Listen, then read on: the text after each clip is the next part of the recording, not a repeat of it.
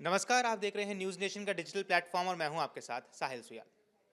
Donald Trump के राष्ट्रपति पद की शपथ लेने के बाद भारत के लिए बहुत बड़ी खबर सामने आई।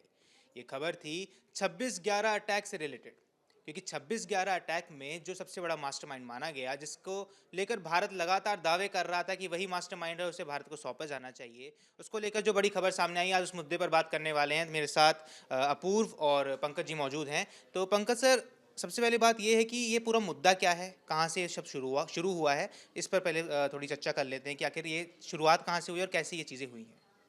देखिए, ये जो था 26/11 अटैक मुंबई पे, ये भारत को आतंकी इतिहास में सबसे बड़ा जख्म था। और ये जख्म भारत की देश की आर्थिक राजधानी पे हुई थी। और इसमें तकरीबन तकरीबन आप मान के चलिए तो तकरीबन 200 लोगों की मौत जाने गई थी। उसमें हमारे जो सुरक्षा कर्मी थे, एनएसजी कमांडो और सब लेके, उसमें से आपको तकरीबन 20 लोगों की उसमें मौत हुई थी। इस हमले में 10 आतंकी पकड़े गए थे। पाकिस्तान से 10 आतंकियों का एक खेप आया था समुद्र के रास्ते, जो ताज और नरीमन पॉइंट समेत कई जगहों पे उसने अटैक किया था। इसमें 10 आतंकी वो आए थे, जिसमें से 9 को सुरक्षा कर्मियों ने मुठभेड़ के दौरान मार गिराया था, एक को जिंदा पकड़ लिया था। और जिसको जिंदा पकड़ा था उसका नाम था अजमल कसाब। अजमल कसाब की गिरफ्तारी के बाद जो अजमल कसाब ने बयान दिए, उस बयान के आधार पे ये मुंबई 26/11 के हमले की सारी गुत्थी सुलझी। और खुफिया एजेंसियों को इसमें जो जानकारी हुई, जो पाकिस्तान से पूरा इसका 26/11 का प्लॉट तैयार किया गया था। पाकिस्तान सेना जो मेजर इकबाल थे, मेजर इकबाल इसके मेन मास्टरमाइंड थे। और उन्होंने उनके इशारे पे जो लश्कर ए तोयबा और कुछ अन्य आतंकी संगठन थे, उन्होंने मिलके मुहैया कराया, आतंकियों को मुहैया कराया, उनको ट्रेनिंग दी गई पाकिस्तान में, और फिर समुद्र के रास्ते कैसे भेजा गया। इसमें जो उसके बाद जो मेन किरदार आया रेकी करने का और इंटरनेशनल लेवल पे फंड और ये मुहैया करने का, उसमें नाम आया डेविड हेडली का और तहबुर राना का। इन लोगों को एफबीआई ने किसी अन्य मामले में गिरफ्तार किया था। डेविड हेडली को मुंबई हमले में जब भारतीय एजेंसियों को मिला तो लिंक मिला, तो भारतीय एजेंसियों ने डेविड हेडली का अमेरिका को जो एफबीआई को रिपोर्ट दिया। एफबीआई ने उसे गिरफ्तार किया। जब डेविड हेडली को गिरफ्तार किया जाता है तो डेविड हेडली को वहाँ पे सजा होती है। और डेविड हेडली को अभी जो फिलहाल डेविड हेडली के बारे में बताऊं तो डेविड हेडली सरकारी गवाह बन गया। जब डेविड हेडली सरकारी गवाह बन गया तो उसकी सज़ा माफ़ कर दी गई। लेकिन अपने जब उसकी जो सुनवाई के दौरान और जब पूछताछ के दौरान उसने नाम लिया तहबुर राना का। तहबुर राना पाकिस्तानी था। पाकिस्तान में अभी वो शिकागो कनाडा का मतलब नागरिक सिटीजन था, जिसमें उसको गिरफ्तार किया गया। तो उसको जब उसके बारे में जब पूछताछ हुई तो वो पता चला जो पाकिस्तान के आर्मी में कैप्टन था, पाकिस्तान से उसकी पढ़ाई लिखाई हुई थी, 10 साल तक वो नौकरी कर चुका था, लेकिन वो पाकिस्तान में उसको नौकरी में उसको रास नहीं आया। वो कनाडा चला गया। कनाडा में शिकागो में जाके वो रहने लगा और शिकागो से अपना वो बिजनेस किया। वहीं पे उसने इमिग्रेशन का एक ऑफिस दफ्तर खोला और उसी इमिग्रेशन के दफ्तर से, और उस दौरान वो करीब 8 से 10 देशों का दौरा किया। वो मतलब आता रह चुकी इमिग्रेशन और उसके दुनिया भर में उसके इमिग्रेशन के उसके ऑफिस उसको वहीं पे वो हेडली से उसकी हाँ। उसके बाद दूसरा क्या हुआ, मेजर इकबाल जो पाकिस्तानी आर्मी में थे, उन्होंने इसको अप्रोच किया पाकिस्तान हमले के लिए, इकबाल ये तहबुर राना को। तहबुर राना से मुलाकात डेविड हेडली की हो चुकी थी। तो इन तीनों ने उसका ये लिंक तैयार किया। उसके बाद उसी लिंक के तहत डेविड हेडली भारत आया। भारत में सही जितना नरीमन पॉइंट है, ताज होटल है, इसको उसने रेकी किया। इसी दौरान अपनी पत्नी के साथ तहबुर राना भी आया। तहबुर राना ने यहाँ रेकी किया, कैसे क्या अंजाम दिया जाएगा सारा कुछ तैयार हुआ। जब डेविड हेडली को उसके बाद क्या है, डेविड हेडली ऐसे भारत के मतलब अमेरिका की गिरफ्तारी में नहीं आया। वहाँ पे डेनमार्क के एक अखबार पे हमला होता है, उस हमले में उसको पकड़ा जाता है। जब उसको पकड़ा जाता है तब तक इधर से ये वाला भी मामला, भारत 26/11 वाला भी मामला आता है। जब उनको 26/11 के मामले में उससे पूछताछ की जाती है तो वो इसको मना ये कर देता है, खारिज कर देता है। और उसकी जो सजा थी उसको अखबार वाले मामले में, डेनमार्क के अखबार वाले मामले में ही उसकी आपको सजा उसको दी जा रही थी। लेकिन अबू जिंदाल करके नाम के उसी बीच में क्या हुआ, भारत में खुफिया एजेंसी को अबू जिंदाल नाम का जो इसका एक मास्टरमाइंड वो भी था, उसकी गिरफ्तारी होती है। जब उससे पूछताछ चलता है तो वो कंफर्म करता है जो नहीं, इसमें इसका तहबुर राना का मेजर रोल था और उसने किया है। उसके बाद फिर भारतीय जो खुफिया एजेंसी है वो उसके फिर से इन्वेस्टिगेट करती है पूरे मामले को। और उसके बाद इसके जो मुंबई में कहाँ ठहरा, कहाँ मिला, किससे मिला, क्या क्या उसने किया, पूरे इसके रिपोर्ट आया। जब ये रिपोर्ट आया तो भारत ने फिर से अमेरिकन एजेंसियों को एफबीआई को दिया और फिर भारत सुप्रीम कोर्ट में पाकिस्तान अमेरिका के सुप्रीम कोर्ट में इस मामले को फिर से उठाया। जब इस मामले को उठाया गया तो उसके बाद जो पाया गया, जो जिरह हुआ, जो ये हुआ, तो उसमें ये पाया गया जो नहीं, भारत में जो ये 26/11 का हमला हुआ है, भारत को जितना बड़ा जख्म देने में तहबूर राना मास्टरमाइंड है। उसके बाद सुप्रीम कोर्ट ने तहबूर राना को सजा सुना दिया। अब सवाल उठा जो भारत उसको कैसे लाया जाए। तो भारत और अमेरिका के बीच प्रत्यर्पण की संधि है, तो उस संधि के तहत उसको भारत को डिपोर्ट करने की बात हुई, जिसको कि अगस्त के महीने में भारत सरकार को वहाँ से जीत मिली। लेकिन उसने क्या किया, वो काफ़ी मास्टरमाइंड है और काफ़ी पढ़ा लिखा आदमी है, काफ़ी सातिर है। उसको पाकिस्तान में और पाकिस्तानी आर्मी में उसको डॉक्टर डेथ के नाम से भी मतलब जाना जाता था। तो फिर उसने इस प्रत्यर्पण के खिलाफ पाकिस्तान अमेरिका में अपील कर दिया, जो ये जो है सो सही नहीं है। लेकिन भारतीय एजेंसियों ने फिर से अपना वहाँ पक्ष रखा और अब देखिए ये उस समय फैसला है जबकि 20 आपको जनवरी को डोनाल्ड ट्रंप शपथ लेते हैं और 21 जनवरी को वहाँ से ये भारत के लिए अमेरिका से पहली कोई, डोनाल्ड ट्रंप के शपथ लेने के बाद अमेरिका से पहली कोई भारत के लिए अच्छी खबर आती है। तो खबर ये आती है जो तहबूर राना अब भारत को सौंपा जाएगा। भारत का जो सबसे बड़ा गुनाहगार है वो भारत आएगा। अगर वो भारत आता है और यहाँ जांच एजेंसियां चलते हैं तो मुझे जहाँ तक लगता है जो उसको सजाए मौत या ताउम्र कैद की सजा तो उसे मिलेगी ही मिलेगी।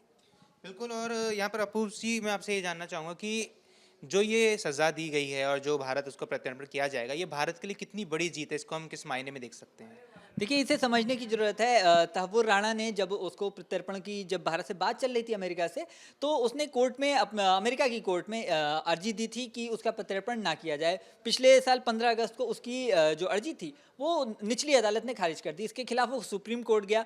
अब 21 जनवरी को सुप्रीम कोर्ट ने, अमेरिका की सुप्रीम कोर्ट ने भी उसकी अर्जी खारिज कर दी। तो ये उसके पास आखिरी मौका था भारत से प्रत्यर्पण से बचने का, जो कि अब वो क्लोज हो चुका है। अब फाइनली वो भारत लाया जा रहा है। अब जैसे पंकज सर ने बहुत महत्वपूर्ण बात कही कि उसकी सजा, सबसे बड़ा सवाल ये होगा कि उसकी सजा कब होगी और क्या होगी, क्योंकि जब अजमल कसाब को हम देखते हैं कि उसका केस बहुत सालों तक चलता रहा, फिर उसे फांसी की सजा दी गई। जब फांसी की सजा दी गई उसके कई साल बाद उसे फांसी दी गई एक्चुअल में।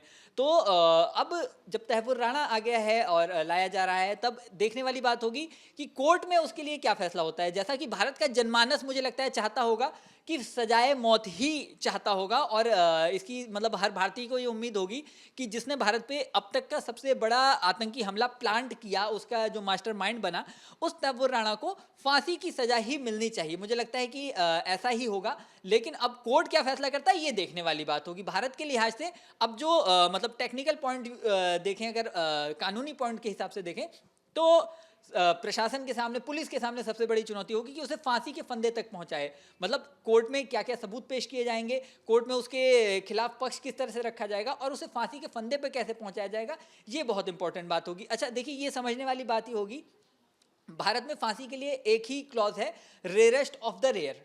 अब रेयरेस्ट ऑफ द रेयर में अजमल कसाब ने सीधे सीधे गोलियां चलाई थी, जिस हमने देखा था, और ये साबित भी हो गया, तो उसे फांसी की सजा दी गई। लेकिन इसने सीधे किसी पे गोली नहीं चलाई है, इसने दूर बैठ के प्लानिंग की है। अब इसे कोर्ट में रेयरेस्ट ऑफ द रेयर साबित किया जा पाएगा या नहीं साबित किया जा पाएगा। तो मुझे लगता है कि इसके लिए अभी से जांच एजेंसियों ने सारी पुख्ता तैयारी शुरू कर दी होगी, और मुझे जहां तक लगता है कि इस प्लानिंग को भी रेयरेस्ट ऑफ द रेयर में गिना जाना चाहिए, क्योंकि 2008 में जिस तरह का अटैक हुआ वैसा भारत में कभी नहीं हुआ, दुनिया में भी गिने चुने हुए होंगे।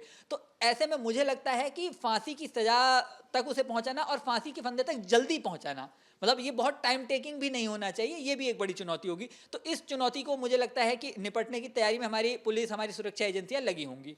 देखिए, अभी आपने बहुत बड़ी बात कही कि rarest of the rare case होना ज़रूरी है। तो पंकज जी, सबसे बड़ी बात यह है कि अगर हम भारत का इतिहास देख लें, जितने भी केसेस हुए हैं जहाँ पर एक अंग्रेजी कहावत भी है कि justice delayed is justice denied, कि अगर आप किसी को इंसाफ दिलाने में ज़्यादा देर कर देते तो उस इंसाफ का कुछ मतलब रह नहीं जाता है। तो क्या हम भारत के इतिहास को देख के ये मान सकते हैं कि इसमें अब तेज़ी लाई जाएगी, या ये इसका भी केस बिल्कुल कसाब वाला हो जाएगा कि कसाब में जिस तरीके से काफ़ी समय बाद उसको फांसी की सज़ा दी गई, उसके बाद भी लगातार अर्जियों पर अर्जियाँ डाली गई कि उसको ना सज़ा दी जाए, उसको फांसी की सज़ा ना दी जाए, उम्र कैद की सज़ा कर दी जाए, क्या इस केस में हमें ये देखने को मिल सकता है? देखिए, भारत का जो कानूनी प्रक्रिया है उसमें ये कहा जाता है जो 100 बेगुनाह को भी एक बेगुनाहगार को बचाने के लिए अगर 100 ये होता है तो कोई दिक्कत नहीं है। तो इस मामले में चूंकि भारत का न्यायिक प्रक्रिया है जो बेगुनाह को कभी सजा नहीं होना चाहिए, तो इसलिए भारत में सभी पक्षों को, जो गुनाहगार है जो गुनाहगार नहीं है, दोनों पक्षों को सुना जाता है, दोनों पक्षों को तमाम मौके दिए जाते हैं, वो अपने अपने पक्ष को पेश करें। तो जैसा हमने देखा जो अजमल कसाब वाले मामले में भी पूरा पक्ष रखा गया, उसके तरफ से सरकारी वकील उसको मुहैया कराया गया, उसके बाद से हमारे वकील थे, उसमें से पूरा जिरा हुआ, लंबी वो प्रक्रिया चली, उसके बाद उनको दिया गया। तो तहब्बुर राना मामले में भी यही होना है, जो उसको भी मौका मिलेगा, क्योंकि भारत की न्यायिक जो प्रणाली है, प्रक्रिया है, वो दुनिया के देशों के लिए एक एग्जाम्पल है। ये पाकिस्तान वाला नहीं है जो मतलब किसी से मतलब सरकार से या सेना से या वहाँ की खुफिया एजेंसी से वो प्रभावित होती है। यहाँ का जो भारत का मतलब न्यायिक प्रणाली है पूरी तरह से स्वतंत्र और निष्पक्ष है, और अपने फैसले से वह न सिर्फ भारत में बल्कि दुनिया भर में नज़ीर पेश करती है। तो इस वजह से देखिए, जो अगर तहव्वुर राना भारत आता है, उसके मामले में जैसे ही आएगा वो भारत को डिपोर्ट किया जाएगा, लाया जाएगा, मुंबई के हमले मामले में कोर्ट में फिर से सुनवाई शुरू होगी। उसके बाद से उसका जो क्या क्या उस पर आरोप हैं, वो आरोप को हमारी जो एजेंसियां हैं वो साबित करने की कोशिश करेगी, भारतीय एजेंसियां, जबकि उसका वकील है और उसके तरफ से चूँकि वो खुद काफ़ी पढ़ा लिखा व्यक्ति है, तो उसके तरफ से भी साक्ष्य पेश किए जाएंगे।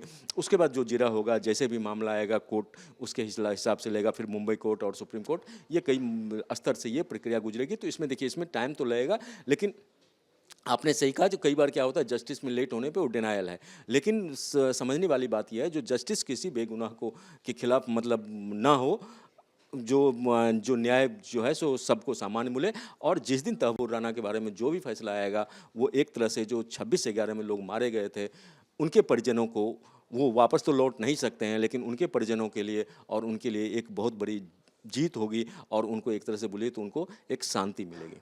तो अब यहाँ पर टाइमलाइन को अगर हम देखें तो क्या हम कह सकते हैं कि अब डोनाल्ड ट्रंप के आने के बाद भारत के लिए बहुत बड़ी अच्छी खबर आई है सामने काफ़ी समय बाद? हाँ, देखिए, ये एक ज़बरदस्त कोइंसिडेंस है कि ट्रंप ने शपथ ली और 21 जनवरी को ही वहाँ की सुप्रीम कोर्ट ने भी भारत के लिहाज से एक बहुत ही अच्छा फैसला दिया।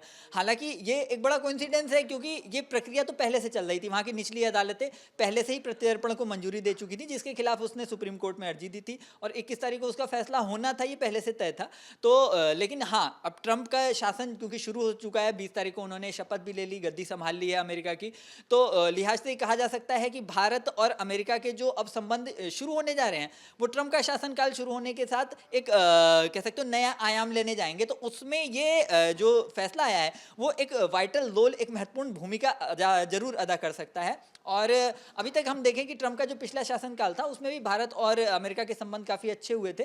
तो इस लिहाज से भी हम देख सकते हैं कि ऐसे में तहव्वुर राणा का भारत आना दोनों के संबंधों को कहीं ना कहीं फ़ायदा पहुंचा सकता है। हालांकि ये पूरी तरह से जस्टिस का मामला है, ये कानूनी प्रक्रिया है, और इसका मतलब प्रशासन से बहुत डायरेक्टली कोई लिंक नहीं होता। सुप्रीम कोर्ट अपना फैसला करती है और प्रशासन अपना काम करता है। हाँ, लेकिन जब इस तरह मतलब इतना बड़ा फैसला होगा, जब अमेरिका से किसी को डिपोर्ट करके यहाँ लाया जाएगा, तो लिहाज से दोनों देशों के संबंधों में कुछ तो फर्क पड़ेगा, जो कि ये पॉजिटिव साइन दिखाई दे रहा है ना।